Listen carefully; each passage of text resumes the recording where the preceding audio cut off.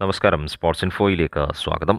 താരതമ്യേന കുഞ്ഞന്മാരെങ്കിലും Punjab F C ഇത്തവണ Hyderabad F C, Bengaluru F C, East Bengal F C, Jamshedpur F C, North East United F C തുടങ്ങിയവരെയൊക്കെ സമനിലയിൽ തളച്ചവരാണെന്നിരിക്കെ Adrian Luna, Danish Farooqui, Jeakson Singh തുടങ്ങിയ പ്രധാന താരങ്ങളോ ടച്ച് ലൈനിൽ പ്രധാന പരിശീലകൻ ഇവൻ വുക്കോമനോവിച്ചിൻ്റെ സാന്നിധ്യമോ ഇല്ലാതെ കേരള ബ്ലാസ്റ്റേഴ്സ് നേടിയെടുത്ത 3 പോയിന്റുകൾ വളരെ പ്രധാനപ്പെട്ടത് തന്നെയാണ് എന്നതിൽ ആർക്കും സംശയം കാണില്ല.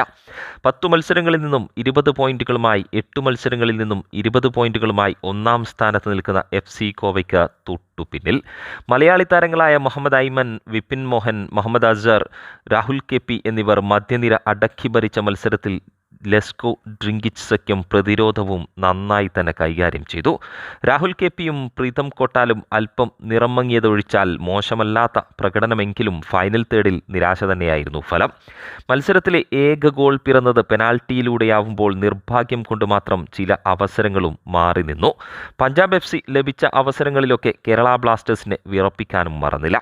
അഡ്രിയാൻ ലൂണയുടെ വിടവ് നന്നായി തന്നെ കണ്ട മത്സരമായിരുന്നു ഇതെന്നിരിക്കെ കരുത്തരായ മുംബൈ സിറ്റി എഫ് സിയെയും മോഹൻ ബഗാൻ സൂപ്പർ ജയൻസിനെയുമാണ് ഇനി കേരള ബ്ലാസ്റ്റേഴ്സിനെ നേരിടാനുള്ളതെങ്കിൽ ഇവൻ വുക്കോമനോവിച്ച് എങ്ങനെയാവും ടീമിനെ തയ്യാറാക്കിയെടുക്കുക എന്ന് കാത്തിരുന്നു തന്നെ കാണേണ്ടിയിരിക്കുന്നു.